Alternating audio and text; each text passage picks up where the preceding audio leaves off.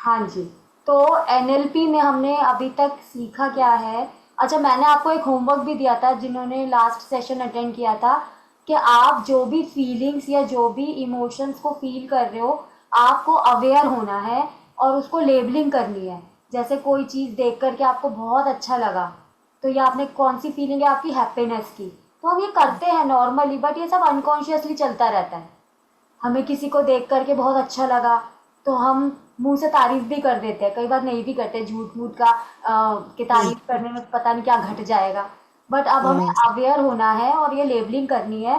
तो ये किस किस ने किया था बताएंगे? शोभित ने किया कुछ थोड़ा भी? Yes ma'am. यस मैम, करा था मैंने। Very good. और प्रसन्नता जी आपने? हाँ, हमने भी किया था। तो देखिए, एनएलपी में अभी जो हम बेस बना रहे हैं, जब हमारा बेस जैसे किसी घर का नींव होता है, तो जितना नींव आपका स्ट्रांग होगा, इमारत उतनी अच्छी बनेगी ना। तो एनएलपी में जो मैं आपको बता रही हूँ, I am building your base, और मैं हम्म। एफर्ट कर रही हूँ, लेकिन वो एफर्ट सक्सेसफुल तब होगा जब आप भी मेरा साथ दोगे। जो एक्टिविटीज थोड़ी थोड़ी बताई जाती है वो आप करोगे, हम्म। ठीक है ना। तो एनएलपी में अभी हमने सीखा था, एन माने न्यूरो, माने related to brain. Hmm. L माने लिंग्विस्टिक, न्यूरो। लिंग्विस्टिक मतलब लैंग्वेज इन कम्युनिकेशन। हमारा ब्रेन के साथ हम कैसे बात कर रहे हैं, कैसे बात कर रहे हैं हम अपनी ब्रेन के साथ। जो भी हमारी सेल्फ टॉक है अपनी ब्रेन के साथ, वो जो हम बातें करते हैं, वो ब्रेन को शेप कर रही होती है हमारी सेल्फ टॉक। और जो हम्म। हम बाहर आपस में, मतलब रियल लाइफ वर्ल्ड में हम बातें करते हैं, वो उसी शेप का परिणाम होता है। अभी हम आगे इसको सीखेंगे। एंड देन हमने पी का क्या मतलब सीखा था, प्रोग्रामिंग। प्रोग्रामिंग का मतलब हम जब पैदा होते हैं, तो धीरे धीरे सिचुएशंस को देखते हुए कुछ डिफ़ॉल्ट प्रोग्रामिंग होती है और कुछ हम बनाते हैं। फिर मैंने आपको ये भी बताया था कि हम अपने ब्रेन को रिवायर कर सकते हैं, ये कोर्स उसी के लिए है। कुछ हमने ऐसे बिलीव्स बना लिए हैं कि हमारे में पोटेंशियल है, काबिलियत है, सब कुछ है, लेकिन हम देखते हैं कि हमसे कम पोटेंशियल वाला तो बहुत आगे बढ़ चुका है, हम क्यों नहीं बढ़ पा रहे हैं? Where is the problem? तो एनएलपी के कोर्स में आपको वो प्रॉब्लम पता चलेगी, and the good thing is आपको सोल्यूशन भी पता चलेगा। प्रॉब्लम पता चलेगी कि आप कहाँ स्टक हो रखे हो, एंड सॉल्यूशन पता चलेगा कि किस तरीके से उस प्रॉब्लम को आप ओवरकम कर सकते हो। ये मिरेकल नहीं है, it is a time taking process जो कंसिस्टेंटली हमारे साथ जुड़ा रहेगा। आज से थोड़े टाइम बाद, थोड़ा टाइम मतलब 3 मंथ्स एटलीस्ट, अगर वो सारी एक्सरसाइज प्रॉपर करते जाएंगे, तो उनमें ट्रांसफॉर्मेशन उनको खुद देखने मिलेगी। हमने ये कोर्स जो अपना अदरवाइज पॉजिटिव थिंकिंग वाला है, इसको हमने 1 जुलाई से शुरू किया था। जो लोग हमारे साथ कंटिन्यूसली जुड़े हुए हैं, उनमें उन्होंने खुद ने फील किया होगा कि बहुत ट्रांसफॉर्मेशन उनको भी देखने मिली है। Yes ma'am. Yes ma'am. ये एनएलपी का जो कोर्स है, ये तो 360 डिग्री मेरे अंदर ट्रांसफॉर्मेशन हुई है, तो आपके अंदर भी होगी। Be a part of it. जो छोटी छोटी एक्सरसाइज बोली जाती है वो करो, एंड लेटर ऑन इसमें कुछ टेक्निक्स आएंगी जो आपके अंदर बहुत मिराकुलस चेंजेस करने के लिए वो हम करेंगे, लेकिन उसके लिए नींव का स्ट्रांग होना ज़रूरी है। तो मेरा यही प्रयास रहेगा कि हम किस तरीके से आपको अच्छे से अपना बेस्ट दे पाए, और वो तब पॉसिबल होगा जब आप तैयार हैं अपना बेस्ट लेने के लिए। तो सब तैयार है? एक बार मेरे को बताइए अपना यस बेस्ट मैम। लिए। Yes ma'am. Yes ma'am. Very good. Yes. तो लास्ट सेशन में हमने बताया था कि हमारे अंदर हम सब अपनी लाइफ में 5 एरियाज में स्ट्रगल करते हैं। First area is our financial life. हमारी एक करंट स्टेट होती है जहाँ पर अभी हम हैं, और एक डिजायर्ड स्टेट होती है जहाँ पे हम जाना चाहते हैं, जाते। ठीक है। सबकी 5 एरियाज ज़रूरी नहीं है कि मतलब स्ट्रगल वाले हों। कुछ के एरियाज अच्छे भी हो सकते हैं, तो उसमें आपको डिज़ायर्ड स्टेट मिली हुई है। और कुछ के एरियाज ऐसे होते हैं जहाँ पे आप सेटिस्फाई नहीं हो, वहाँ पे आप डिज़ायर्ड स्टेट में जाना चाहते हो। आप बहुत एफर्ट कर रहे हो, बहुत एफर्ट कर रहे हो, बट फिर भी आप डिज़ायर्ड स्टेट को अचीव नहीं कर पा रहे हो। Where is the problem? तो answer of that problem is here in front of you, जो कि आप धीरे धीरे सीखोगे। फिर मैंने आपको ये भी बताया था कि हमारे अंदर 3 पर्सनालिटीज़ होती हैं, सबके अंदर होती है। First one is very very good, that is dreamer. जितने भी दुनिया भर में इन्वेंशंस हुए हैं वो उसी की वजह से हुए हैं। फिर हमने पढ़ा था मतलब बताया था कि ड्रीमर जो होता है वो बहुत आपसे अच्छी अच्छी चीज़ें करने के लिए आपको प्रेरणा देता है। आपको सुबह जल्दी उठने के लिए आप रात को एकदम तैयार होते हो, यस मैं सुबह 5 बजे उठ के मॉर्निंग वॉक पे जाऊंगा, और सुबह उठते ही अलार्म आपने फ़ोन में लगा रखा होता है तो उसको साइलेंट कर देते हो। तो अब आपका एक्टिव क्या हो जाता है, क्रिटिक। ये हमने सीखा था। फिर मैंने आपको ये भी बताया था कि क्रिटिक एक्टिवेट 2 तरीके से होता है। क्रिटिक बहुत प्यारी चीज़ होती है। क्रिटिक कभी भी आपको मतलब ऐसा नहीं लगेगा कि ये मेरा कोई बुरा चाह रहा है। आपका क्रिटिक इतने प्यार से आपको अपनी बातों में उलझाता है कि यू विल बिकम यस, हाँ ये तो बिल्कुल सच बोल रहा है। तो क्रिटिक जो होता है वो चाहता है कि आप अपने कंफर्ट जोन में रहो। मैंने आपको 3 क्वेश्चंस भी बताए थे कि क्रिटिक को आप कैसे आइडेंटिफाई करोगे। अच्छा, फिर हमारी लास्ट टाइम बात हुई थी, एक नेगेटिव सेल्फ टॉक होता है क्रिटिक का, एक क्रिटिक परफेक्शन सिंड्रोम के रूप में होता है। तो ये मैंने आपको बताया था कि मेरा क्रिटिक भी परफेक्शन सिंड्रोम के रूप में था। परफेक्ट नेगेटिव सेल्फ टॉक तो अपने आप को कम आंकता है कि नहीं ये मेरे बस की नहीं है, this is not my cup of T, मैं ऐसा नहीं कर सकती हूँ। ये नेगेटिव सेल्फ टॉक वाला क्रिटिक है। परफेक्शन सिंड्रोम वाला क्रिटिक जो कहता है वो इंटेलिजेंट होता है और बिल्कुल एकदम परफेक्ट, लेकिन वो काम नहीं कर रहा होता। काम करने के लिए वो बहाना पता है क्या ढूंढता है, I am perfect, the time is not right. I am perfect, अभी यहाँ पर ये प्रॉब्लम है, अभी टेक्नोलॉजी अच्छी नहीं है। तो परफेक्शन सिंड्रोम से भी वो अपनी चीज़ों को टालता है। Madam J example according J I become a king. ठीक है, अभी आप देखिए आगे, आप अपने आप ही इसको डिराइव कर पाएंगे। मैं एक और एग्जांपल देती हूँ। परफेक्शन सिंड्रोम हमारे यहाँ आता कहाँ से है, तो कई बार जब हम बच्चे होते हैं, हमारी चाइल्डहुड की जो पेरेंटिंग होती है, perfection syndrome is a trauma response.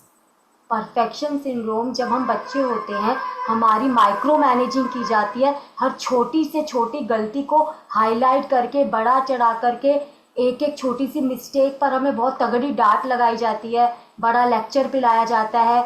मेहमान आए, उनके सामने पोएम सुनाने को बोला गया, आप पोएम नहीं सुना पाए तो बाद में बहुत तगड़ी आपकी इंसल्ट की जाएगी, दैट इट वॉज शेमफुल, आपने मेरी नाक कटा दी, it was very huge mistake. तो बच्चे को ऐसे फील कराया जाएगा दैट गलती करना is was a very bad thing.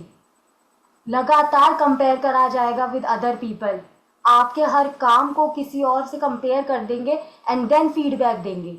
इन चीज़ों से होता क्या है समझिए आप, जब आप एक छोटा बच्चा इस दुनिया में आता है तो वो क्या लेकर आता है, एक बॉडी, और उसके अंदर होता है एक माइंड, एंड उसको कुछ नहीं आता। माइंड में एक जर्नल एबिलिटी टू लर्न होती है, माने सीखने की क्षमता वो अपनी साथ लेकर आता है। और धीरे धीरे जब इस सोसाइटी में आता है, लोगों को देखता है, उसको नहीं पता होता अभी कि ये क्या है, मैं कहाँ आ गया हूँ, सोसाइटी क्या है, लॉ क्या है, कंट्री क्या है, उसे कुछ नहीं पता होता।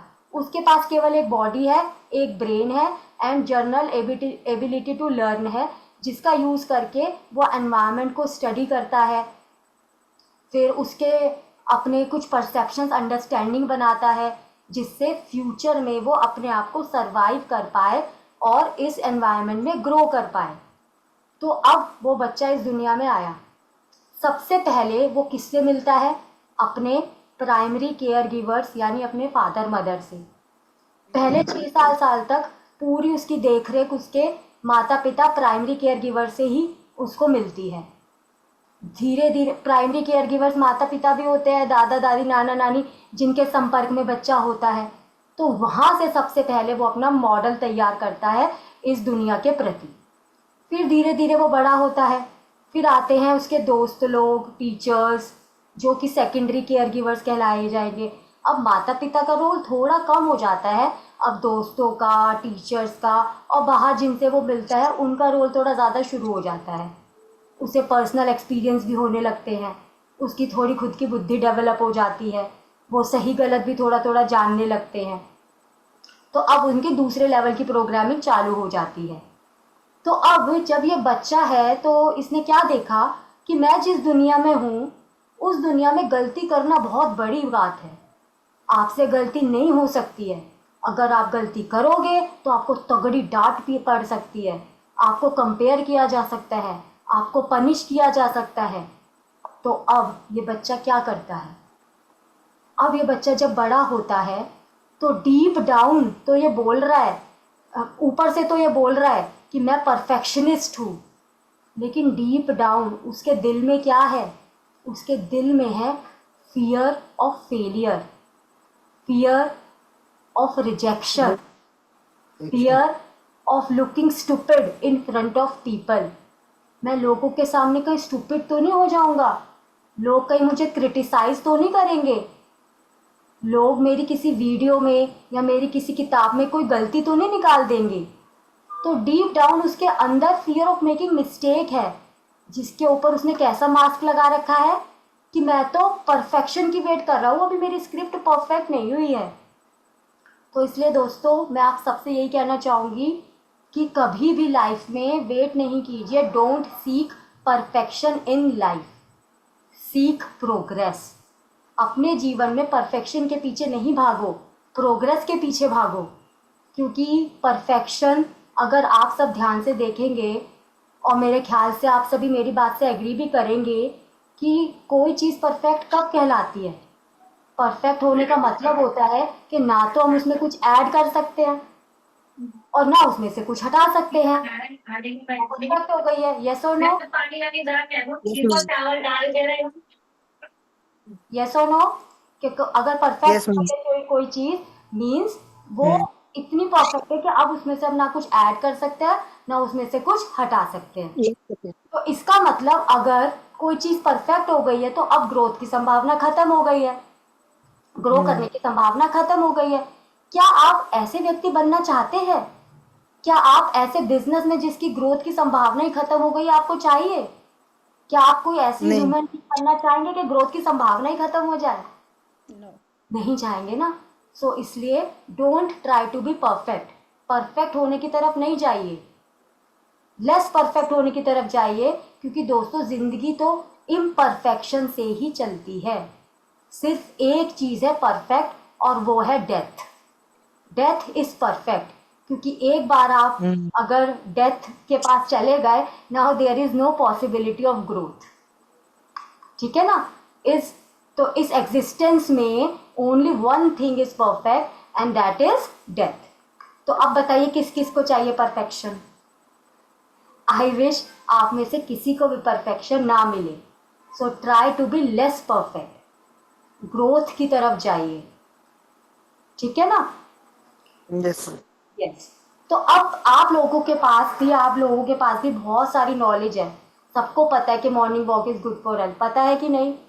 बहुत सारी Yes, और ma'am. भी अच्छी अच्छी चीजें हमें पता है, लेकिन हम उसे अप्लाई नहीं करते। तो जब तक हम अपनी नॉलेज को अप्लाई नहीं करेंगे, उसको यूज नहीं करेंगे, तो एक तरीके से हम गार्बेज इकट्ठा करते जा रहे हैं। Knowledge not used is like a garbage, और उसी गार्बेज के नीचे हम एक दिन दब जाएंगे। तो जो मैं आपको नॉलेज दे रही हूँ, इसको गार्बेज में तब्दील मत करना, इसको इम्प्लीमेंट करना जैसे जैसे मैं आपको बता रही हूँ। क्योंकि अगर आप इसको इम्प्लीमेंट नहीं करोगे, again it will add into the garbage. सिर्फ आप सोचते रह जाओगे, ओवर थिंकर बन जाओगे, और कुछ होने वाला कुछ नहीं होगा। अगर आपको लगता है कि मैंने कुछ ऐसा कड़वी बात बोली है, ये अच्छा नहीं लगता है, तो ना लगे। मेरा मकसद भी यही है कि आप थोड़ा इस चीज़ से जागे कि आपको गार्बेज के ढेर के नीचे मर नहीं दबना है। ठीक है ना? कभी अच्छा, अगर हम आपसे पूछें कि कैसे लगाएं, कैसे आपको पता चलेगा कि ये चीज़ मैं जानती हूँ, ये मुझे पता है, आई नो दैट। जैसे मैंने अभी हम आगे पढ़ेंगे तो आपको पता चलेगा कि कैसे हम ये बता सकते हैं, कैसे ये देख सकते हैं कि हाँ ये मेरे को पता है। अगर मैं आपसे पूछूं Shobhit, morning walk is good for health, तो आप क्या बोलोगे? यस और नो? आई नो दैट बोलोगे यस आप no that? मैम। तो अब मुझे ये बताओ कि नहीं, आप मॉर्निंग वॉक पे जाते हो? नहीं मैम, नहीं। हाँ। क्यों तो झूठ बोले, नहीं जाता। करते हो, आई नो दैट, लेकिन वो चीज़ आपकी लाइफ में नहीं है। इसका मतलब यू डोंट नो दैट। कोई चीज़ आप तभी जानते हो जब वो आपकी लाइफ में कंटिन्यूअसली आप उसको अपनी लाइफ का पार्ट बनाते हो, ठीक है ना। जो भी अच्छी अच्छी चीज़ें हैं, आई नो दैट का मतलब है कि it is in your continuous practice. मैं तो 1 महीना जिम गया था, वो भी हट गया। हाँ, तो अभी हम उस पर भी आएंगे। चलिए, अब हमारा फर्स्ट एलिमेंट जो हमने लास्ट क्लास में शुरू किया था वो पूरा आज खत्म हो गया है। फर्स्ट एलिमेंट जो हमारी ग्रोथ का सबसे बड़ा बाधा वाला है, उसका नाम क्या था? Inner resistance. क्या नाम था उसका? Inner resistance. आज हम सेकंड एलिमेंट पर आते हैं जो हमारी लाइफ में बहुत बड़ा रोल प्ले करता है कि हम अपनी करंट स्टेट से डिजायर्ड स्टेट में क्यों नहीं जा पा रहे हैं। आज बहुत अच्छा इंसाइट वाला आपको चीज़ सीखने मिलेगी, ठीक है। तो देखिए, हम जो भी कोई एक्शन लेते हैं, हम आप सब मेरे सामने अपने घर पे बैठे हुए हैं, आप अपने ऑफिस में जाते हैं, अपने स्कूल में जाते हैं, कहीं पर भी जाते हैं, आप हमेशा कुछ ना कुछ एक्शन लेते हैं, ठीक है ना। आपके लैपटॉप से, आपके कंप्यूटर से, फ़ोन्स हैं, इनमें भी कुछ ना कुछ काम होता है। तो इनको ऑपरेटिंग करने के लिए कोई सिस्टम डलता है, जैसे विंडोज़ डलती है ना। ऐसे एंड्रॉयड फ़ोन होता है, आईफोन होता है। तो ऐसे ही हमारे ब्रेन में भी जब हम कोई काम करते हैं तो दो सेल्फ एक साथ दो सेल्फ एग्जिस्ट करती है। अब वो है कौन कौन सी, लिखिए या याद करिए। First one is trapped, TRAPPED, trapped self. हमारे अंदर, हमारे ब्रेन में दो सेल्फ एग्जिस्ट करती है। ट्रैप्ड सेल्फ, कौन सी सेल्फ बोला मैंने? Trapped self. ट्रैप्ड सेल्फ का क्या मतलब होता है? नाम से पता चल रहा है, ट्रैप्ड के फंसी हुई सी लग रही है, किसी ने पिंजरे में उसको फंसा रखा है, ठीक है। फंसी हुई। हाँ, और दूसरी हमारी सेल्फ होती है हायर सेल्फ। ये बड़ा अच्छा नाम लग रहा है, कौन सा है? Higher self. तो अब देखिए, इन दोनों सेल्फ में से हमें हमें रिजल्ट्स के पास, डिजायर्ड रिजल्ट्स के पास लेके जाने वाली सेल्फ है हमारी हायर सेल्फ। कौन सी सेल्फ है हमारी? Higher self. जो भी हम चाहेंगे वो हमें मिल जाएगा अगर हम हायर सेल्फ से ऑपरेट करेंगे। इसको लिख लीजिए, एंड दिस इज 100% राइट। अगर हम ट्रैप्ड सेल्फ से ऑपरेट करेंगे, जो भी चाह रहे हैं हमें नहीं मिलेगा, ठीक है। लेकिन गारंटीड है कि अगर आप हायर सेल्फ से ऑपरेट करेंगे, आपको अपॉर्चुनिटीज आपकी क्रिएट होंगी। आपको जो भी डिजायर्ड रिजल्ट है वो चाहिए है, तो हायर सेल्फ से ऑपरेट करेंगे तो मिलेगा। आज चाहिए तो आज ही नहीं, it will take time. Universal law के भी कुछ टाइमिंग होते हैं, राइट टाइम पर आपको चीज़ मिलेगी, इट इज़ 100% श्योर। लेकिन आपकी सेल्फ कौन सी होनी चाहिए? अब इसका लॉजिक समझते हैं ये क्या होता है। ट्रैप्ड का नाम से पता चल रहा है आपको क्या होता है। ट्रैप्ड का क्या मतलब होता है? जैसे कहीं पर फंसा हुआ है ना, किसी ने, इसको हम लिमिटेड सेल्फ बोलेंगे तो और क्लियर होगा। आपने लिमिट लगा रखी है अपने ऊपर, अपनी एबिलिटी पर लिमिट लगा रखी है, नहीं मेरे से नहीं होता। पॉसिबिलिटी पर लिमिट लगा रखी है, तो पॉसिबल है ही नहीं है। वर्दीनेस पर लिमिट लगा रखी है, मैं इसके लायक हूँ ही नहीं, ठीक है ना। इजी डिफिकल्टी की लिमिट लगा रखी है, ये तो डिफिकल्ट है बहुत। पॉसिबल इम्पॉसिबल की लिमिट लगा रखी है, डिजर्विंग अनडिजर्विंग की लिमिट लगा रखी है। तो ये जो सारी चीज़ें होती हैं, जैसे ये हमारी, जहाँ पर आपने लिमिट लगा रखी है, तो आप उस टाइम कौन सी सेल्फ से ऑपरेट कर रहे हो? अपनी ट्रैप्ड सेल्फ से। कौन सी सेल्फ से? Trapped self. के लिए पिक्चर भी डाउनलोड करी थी, अगर मैं आपको दिखाऊं तो लेट मी शेयर पिक्चर, अगर मिल जाती है तो, ट्रैप्ड सेल्फ की। Yes, this is the picture.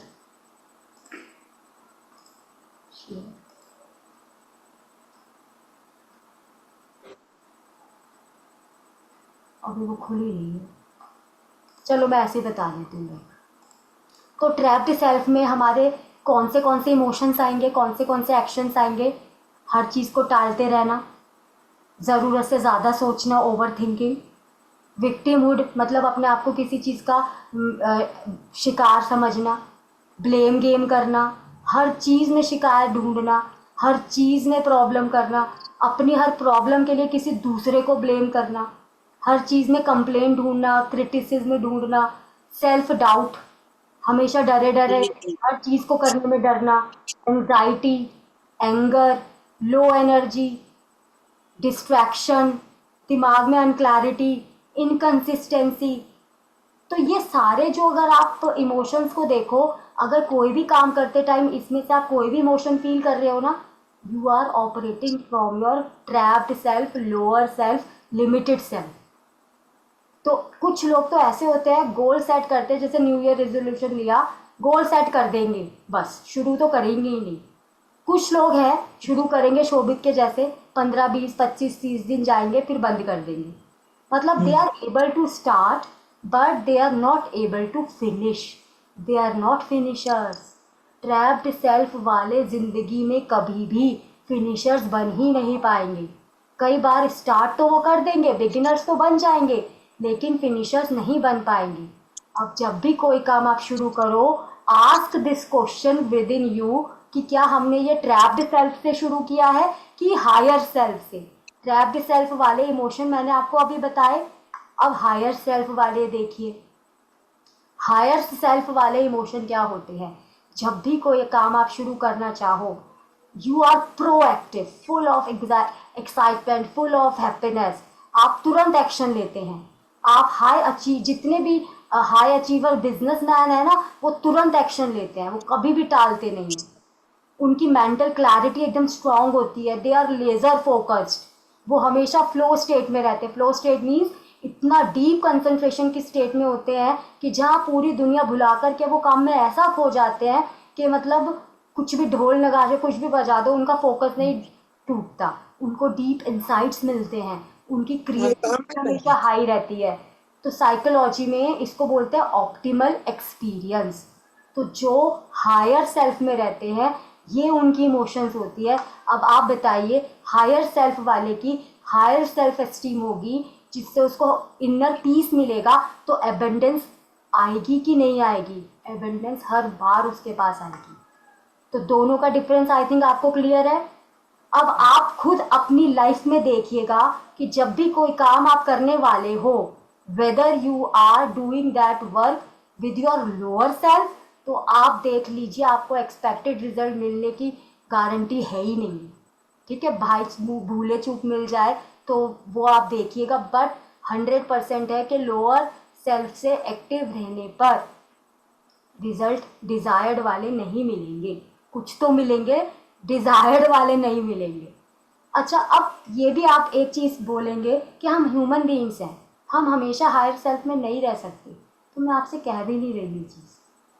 आप ह्यूमन बीइंग्स हैं, हमारी ज़िंदगी में आते हैं लोअर सेल्फ वाले मोमेंट, कोई बुरी बात नहीं है, और ऐसा दुनिया में हो ही नहीं सकता कि हम हमेशा हायर सेल्फ में रहें। हाँ। कभी कभार अगर आप लोअर सेल्फ में जाते हैं, देन इट इज़ ओके, बिल्कुल ओके है, लेकिन उस चीज़ में जाइए, अवेयर होए, उस सेल्फ को एक्नॉलेज कीजिए एंड यू टर्न मान लीजिए।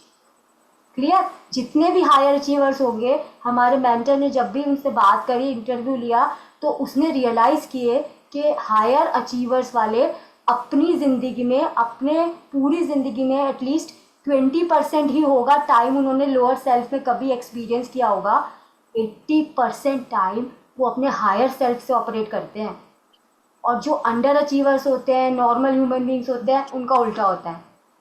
80% टाइम वो लोअर सेल्फ से ऑपरेट करते हैं, और मुश्किल ये कभी कभार वो हायर सेल्फ में चले जाए, बस उस दिन उनकी बल्ले बल्ले हो जाती है जब वो हायर सेल्फ में चले जाते हैं। यस, तो क्या यस आप चाहते हैं अपनी हायर सेल्फ को एक्टिवेट करना? Yes ma'am. चैट बॉक्स में यस मैम। कि मुझे लगे कि यस हाँ, मैम। आप चाहते हैं। जोश इज हाई।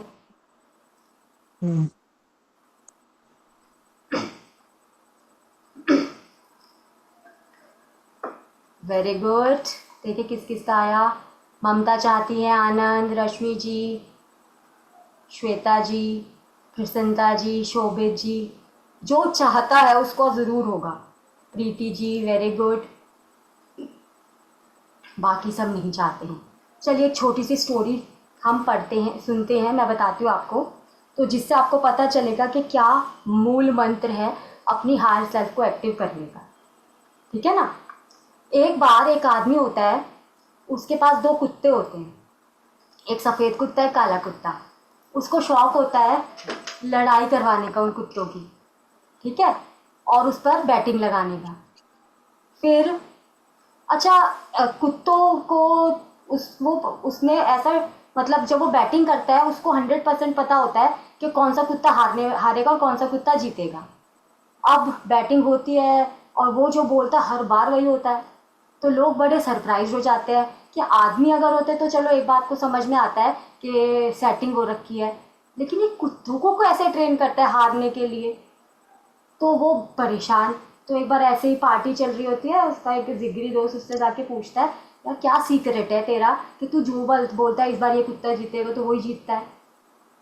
तो वो कहता है सीक्रेट वीक्रेट कुछ नहीं है, बहुत सिंपल सी चीज़ है।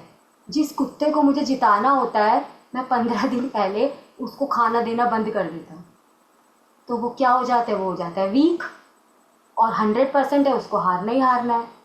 तो अब आप ये समझिए आपको किसको खाना खिलाना है, अपनी हायर सेल्फ को या अपनी लोअर सेल्फ को। जिसको आप खाना हायर सेल्फ। खिलाओगे वो होएगा पावरफुल और दूसरा हो जाएगा वीक। ठीक है ना। अब ये आप एक चीज़ आप देखिए, ये दुनिया जो है, अनफॉर्चुनेटली दुनिया ऐसे लोगों से भरी पड़ी है कि आपके लोअर सेल्फ को फीड करते हैं। ठीक है, आपको गुस्सा दिलाते हैं, आपको चिड़चिड़ा बनाते हैं, सारे ऐसे काम करते हैं कि आपके लोअर सेल्फ को खाना खिलाते हैं। और अगर आप भी अपने लोअर सेल्फ को फीड कराने लगोगे तो हायर सेल्फ का क्या होगा, उसका साथ कौन देगा। ठीक है। कई बार हमारे आसपास ऐसे लोग होते हैं जो बहुत ही खुशकिस्मत होते हैं लोग, उनके साथ ही ऐसे लोग होते हैं जो उनके आसपास, मतलब दादा नानी माता पिता जो समझदार टाइप के होते हैं, जो हमारे हायर सेल्फ को फीड करते हैं। अदरवाइज पूरी दुनिया में ऐसे लोग भरे पड़े हैं जो आपके लोअर सेल्फ को फीड करते हैं। तो ऐसे में किसकी जिम्मेदारी बनती है अपने हायर सेल्फ को फीड करने की, बताइए। हमारी। भले ही एनवायरनमेंट हमारी को आप हमारी कंट्रोल खुद की नहीं है। कर सकते, लेकिन आप ये तो चूज कर सकते हैं ना कि आपको किसको फीड करना है, हायर सेल्फ को कि लोअर सेल्फ को। क्लियर, यहाँ तक सबको क्लियर हो गई। अच्छा, यस अब मैम। एक और छोटा सा मैं आपको एग्जाम्पल दूंगी, उससे थोड़ी पिक्चर और क्लियर होगी। एक कप में पानी लेते हैं हम, सपोज, सब इमेजिन कीजिए, और उसमें 2 चम्मच भर भर के नमक डालते हैं, फिर उसको अच्छे से घोलते हैं और फिर उसको थोड़ा सा टेस्ट करते हैं। कैसा टेस्ट आएगा, फू फू, कड़वा कड़वा आएगा कि नहीं आएगा। फिर यस। वही 2 चम्मच नमक अब गिलास कप में नहीं डालते हैं, अब हम डालते हैं एक बाल्टी पानी में, तो क्या उस पानी में नमक का वो असर होगा, नहीं होगा। अब अगर और बड़ी टंकी ले लें हम पानी की खूब बड़ी, फिर उसमें वो 2 चम्मच नमक डाले, तो क्या पानी का वही टेस्ट आएगा, शायद पता ही ना चले नमक का। पता ही नहीं चले नमक गया भी अब यहाँ से। देखिए, जब आप हायर सेल्फ में आएंगे, ठीक है ना। अच्छा, अब थोड़ा सा हम वाइब्रेशन के बारे में समझे। वैसे तो आपको मैम लोगों ने समझा रखा है कि जब हमारी एवरीथिंग इज एनर्जी, ये सबको पता है, और जहाँ एनर्जी होती है वहाँ वाइब्रेशंस होती है, और वाइब्रेशंस होती है तो फ्रीक्वेंसी होती है। तो हायर सेल्फ के सारे इमोशंस हायर फ्रीक्वेंसी पे होते हैं और लोअर सेल्फ के सारे इमोशंस कहाँ होते हैं, लोअर फ्रीक्वेंसी पर होते हैं। तो जब आप हायर सेल्फ के फ्रीक्वेंसी पे पहुंच जाएंगे, जैसे वो नमक हमने जब बड़ी बड़ी बाल्टियों टंकियों में डाला, तो आपको इन्वायरमेंट भी इतना अफेक्ट नहीं कर पाएगा। अगर आप छोटे से जगह पे नमक डालते हो तो कितना गंदा स्वाद आता है। तो ऐसे लोअर सेल्फ में अगर आप रहोगे तो एनवायरनमेंट आपको बहुत जल्दी अफेक्ट करेगा, और जब आप अपनी हायर सेल्फ में जाओगे तो आपकी फ्रीक्वेंसी इतनी हाई हो चुकी होगी, इतनी एलिवेटेड हो चुकी होगी कि आपको छोटी छोटी तुच्छ मुच्छ चीज़ें अफेक्ट करना छोड़ देंगी। ऐसे सबके धर्म ग्रंथों में आपने देखा होगा, जो लर्निड लोग होते हैं वो उस फ्रीक्वेंसी पर होते हैं कि उनको कोई कुछ भी मर्जी बोल जाए, उनके चेहरे पे शिकन तक नहीं आती, बिकॉज उनको उस चीज़ का फर्क नहीं पड़ता। हमें तो उस लेवल पे नहीं जाना, एटलीस्ट अपने घर गृहस्थी में हमें इस लेवल पर जाना है कि अपने अपने माइंड को हम ठीक रख पाए। और वो हम ठीक तभी रख पाएंगे जब हम सीख लेंगे कि हम अपनी फ्रीक्वेंसी को शिफ्ट कैसे करें, कैसे जाएं हाई फ्रीक्वेंसी में। हम जाना चाहते हैं, जाना चाहते हो कि नहीं? यस लो मैम। फ्रीक्वेंसी से निकल के हायर फ्रीक्वेंसी में जाना चाहते हो कि नहीं? तो यही तो यस मैम। Yes ma'am. सीखना है, हम कैसे जाएं। तो भैया जुड़े रहो हमारे ग्रुप में, हम निकाल के ही छोड़ेंगे आपको लोअर फ्रीक्वेंसी से और लेकर के जाएंगे हाई फ्रीक्वेंसी में। सारी टीम लगी हुई है आपको करने के लिए, और बहुत लोगों को तो निकाल भी लिया है, ठीक है ना? तो अब यस मैम। आप ये देखिए, इसको समझिए कि आप जब एफएम चलाते हो, एफएम चलाते हो तो एफएम पे 92.3 चलाओगे तो कोई गाना बजेगा, 98.7 चलाओगे तो कुछ और बजेगा, कोई भी फ्रीक्वेंसी चलाओगे तो कुछ और बजेगा।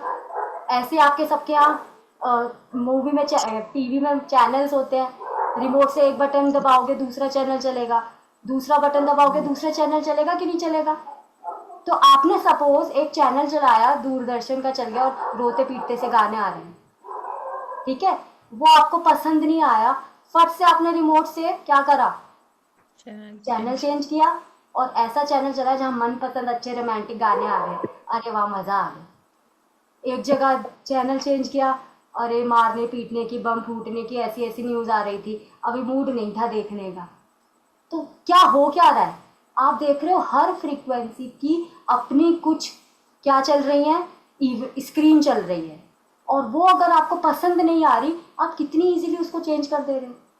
बस रिमोट का बटन दबाया, आपने चैनल बदला, अब हम खुश हो गए। फिर चैनल बदला, अब बम की न्यूज़ सुन के और कोई इतने मर गए इतने मर गए, अरे बड़ा दुख हुआ। हो रहा है कि नहीं हो रहा है? तो जब आप यस मैम। इमोशंस, अब आप समझिए क्या हो रहा है। जब आपको इमोशंस आते, खुशी के इमोशंस आए, दुख के इमोशंस आए, और कौन से इमोशंस होते हैं, जो भी इमोशंस आए, तो जब आपको इमोशंस गुस्से में। आते हैं, वो इमोशंस से आप, emotions are the language of universe, आप यूनिवर्स से कम्युनिकेट करते हो थ्रू दोज इमोशंस, ठीक है? अगर आप एंगर में हो, आपको बहुत गुस्सा आ रहा है, आप चुप बैठे हो, किसी से कुछ नहीं बोल रहे, मैं तो कम्युनिकेट नहीं कर रहा, आपको यूनिवर्स के साथ कम्युनिकेशन करने के लिए बोलने की भी ज़रूरत नहीं है। अगर आपको इमोशन आ गया मीन्स आपका कम्युनिकेशन चालू हो गया, ठीक है? तो आपने अगर बहुत सारा गुस्सा अपने अंदर भर के रखा हुआ है, तो आपके अंदर से कम्युनिकेशन यूनिवर्स की तरफ जा रहा है। कौन सा कम्युनिकेशन जा रहा है कि मैं, आई am the centre of anger, मेरे को बहुत गुस्सा आ रहा है, आई am the receiving centre of anger, मैं फ्रीक्वेंसी भेज रहा हूँ एंगर की। तो यूनिवर्स सोचेगा अच्छा इसको एंगर चाहिए, और एंगर वाली इवेंट्स भेजेगा, और ऐसे लोग भेजेगा जिनके फ़ोन सुनते हैं गुस्सा आ जाए। क्योंकि यूनिवर्स का एक लॉ है जो कि डिफरेंट है, और वो लॉ क्या है, यूनिवर्स में हर फ्रीक्वेंसी सस्टेन करना चाहती है, और वो उसी तरफ जाएगी जिस तरफ आपको सेम फ्रीक्वेंसी वाली चीज़ें मिलेंगी। आप देखोगे अगर कोई बहुत काइंड होता है तो लोग पता नहीं कैसे उसके पास आ जाते हैं, क्योंकि वो बहुत काइंड है, तो उसको हर लोग ऐसे टकराएंगे कि इसकी भी मदद कर दो, इसकी भी मदद कर दो, इसकी भी मदद कर दो। अगर कोई बहुत चिड़चिड़ा है तो उसको दिन भर ऐसे 100 इवेंट्स मिल जाएंगे कि वो चिड़चिड़ाता ही रहेगा, क्योंकि यूनिवर्स का लॉ, सही है।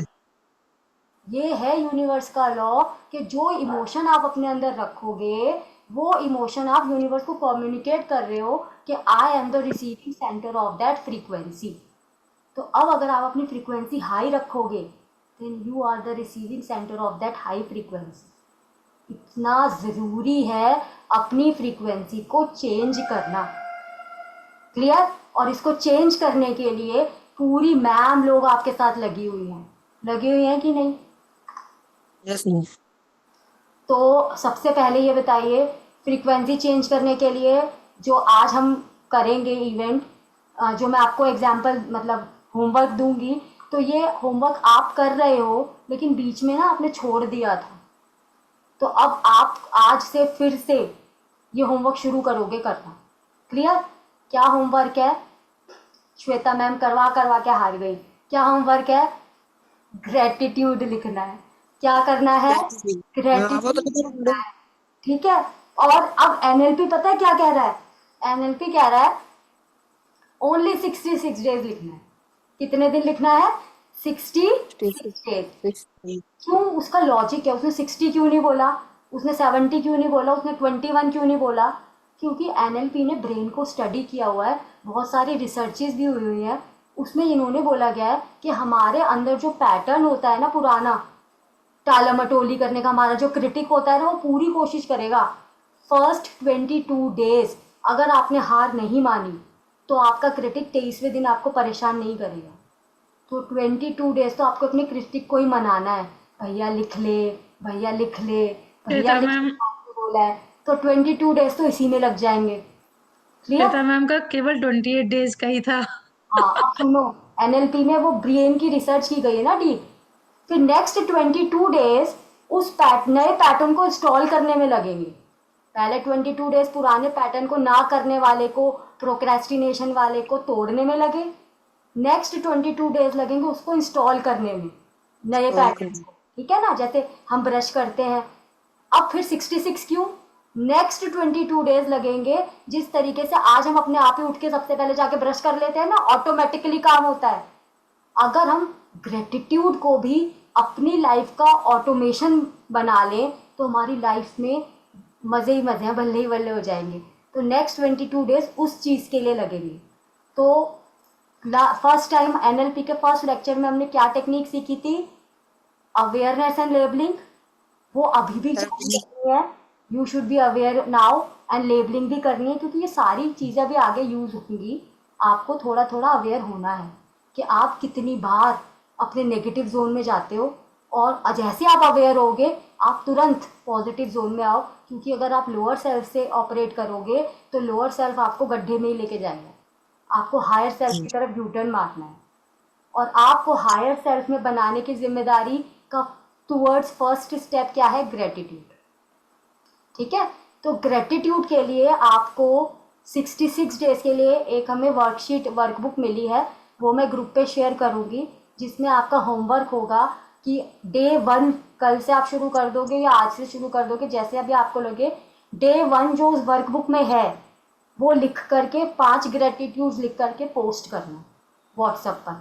और व्हाट्सएप पे पोस्ट करोगे then I feel that you literally want to change your life. नहीं तो बस ऐसे टाइम पास हो रहा है, मूवी देखने आ रहे हैं। ठीक है, तो अगर आप वाकई अपनी लाइफ को लेकर के सीरियस हो then do it only for 66 days. इतने साल तो गुजार दिए ना, अब 66 डेज और हमारा साथ दे के देख लो। ठीक है, थिंक ऑफ द स्टार्स या सन, स्टार्स तो हाथ मिल ही जाएंगे ना, तो ऐसा करके देखो आप। ठीक है, तो आज का होमवर्क क्या है आपका? आज से ही ग्रेटिट्यूड शुरू कर देना है। और मैं आपको जर्नल शेयर कर दूँगी जो मेरे पास है, वर्ड फाइल है। तो आप उसमें क्या लिखा हुआ है, हर डे का कोई स्पेसिफिक इवेंट लिखा हुआ है, वो लिखना है आपको। एंड फिर नीचे 5 ग्रेटिट्यूड्स। तो इससे आपको 6 डेज में 66 घटनाएं याद करने मिल जाएंगी। Okay ma'am. Clear? Yes ma'am, okay ma'am. हाँ जी, तो बस आज हम यहीं पर ऑफ करते हैं और नेक्स्ट एनएलपी के सेशन में हम और आगे जाएंगे। कैसा लगा सेशन आपको? बहुत बढ़िया अच्छा, मैम, बहुत वंडरफुल, मजा वेरी आया। इंफॉर्मेटिव। और बहुत life changing. Life changing ma'am, सही बात है। और मैंने इन टेक्निक्स को अप्लाई किया, बहुत मिराकुलस रिजल्ट मिलता है। सारी चीज़ हमारे ब्रेन में है, अगर वो हम समझ लें तो आप लाइफ अपने हिसाब से बना सकते हैं। ठीक है ना? तो नेक्स्ट सेशन हम रखेंगे नेक्स्ट वीक, मेरा एनएलपी का सेशन। बाकी Shweta ma'am, Lakshmi ma'am, Poonam ma'am भी नेक्स्ट वीक से हमें ज्वाइन करेंगी, वो पेरेंटिंग पे लेंगी। ठीक है, तो पेरेंटिंग पे मैं उनसे, पूनम मैम से रिक्वेस्ट करूँगी, क्योंकि हम पेरेंट तो बन गए, पेरेंटिंग कैसे करते पता नहीं, तो पूनम मैम बताएंगी कि एक अच्छे पेरेंटिंग कैसे करनी चाहिए, तो वो हमें उनसे सीखने मिलेगा। देन सबका आने के लिए बहुत बहुत धन्यवाद, बहुत अच्छा लगा मुझे। Thank you, good night, bye bye. Thank you Good Rachna night. Ma'am, thank thank you. You so much, thank you. Thank you.